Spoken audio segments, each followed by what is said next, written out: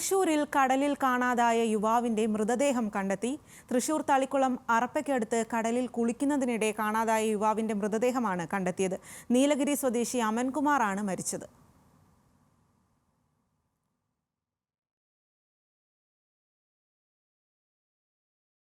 വിവരങ്ങളുമായി തൃശൂരിൽ നിന്നും ലെവിൻ ഉണ്ട്.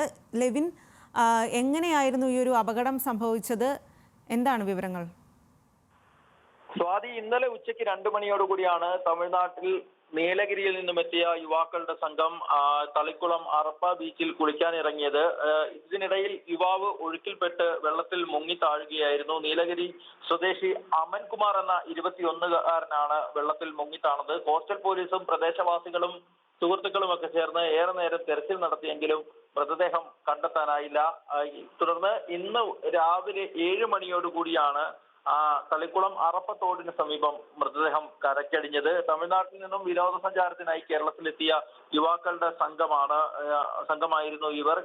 മൃതദേഹം കോസ്റ്റൽ പോലീസിന്റെ നേതൃത്വത്തിൽ നടപടികൾ പൂർത്തിയാക്കി ഈ തൃശൂർ മെഡിക്കൽ കോളേജ് ആശുപത്രിയിലേക്ക് മാറ്റിയിട്ടുണ്ട്. നടപടിക്രമങ്ങളും പോസ്റ്റ്മോർട്ടവും പൂർത്തീകരിച്ചതിന് ശേഷം ബന്ധുക്കൾക്ക് വിട്ടു നൽകുമെന്നാണ് പോലീസ് അറിയിച്ചിട്ടുള്ളത്. തുടർച്ചയായി ഈ സ്നേഹതീരം അടക്കമുള്ള ചാവക്കാട് മേഖലകളിലെ വിവിധ സ്ഥലങ്ങളിലായുള്ള ബീച്ചുകളിൽ കഴിഞ്ഞ 2 വർഷങ്ങൾക്കിടയിൽ ഒന്നിലധികം മരണങ്ങൾ ഉണ്ടായിട്ടുണ്ട്. ഇത് കോസ്റ്റൽ പോലീസിന്റെ അടക്കം കോസ്റ്റൽ ഗാർഡിന്റെ അടക്കം അവരുടെ ഒരു സുരക്ഷാ വീഴ്ചകളുടെ ഭാഗമായാണ് ഇത്തരം മരണങ്ങൾ സംഭവിക്കുന്നതെന്നും ഇതിനോടകം തന്നെ ആരോപണം ഉയർന്നിട്ടുണ്ട്. ഏതായാലും 21 വയസ്സുകാരനായ അമൻകുമാറാണ് ഇന്നലെ കടലിൽ മുങ്ങിത്താണ് അപകടത്തിൽപ്പെട്ട് മരിച്ചത്. സ്വാതി.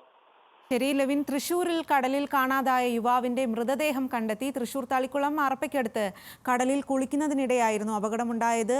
വിനോദസഞ്ചാരത്തിനായി എത്തിയ യുവാവാണ് ഇത്തരത്തിൽ കടലിൽ വീണ് മരിച്ചത്. ആ വിവരങ്ങളാണ് തൃശൂരിൽ നിന്ന് ലെവിൻ നൽകിയത്.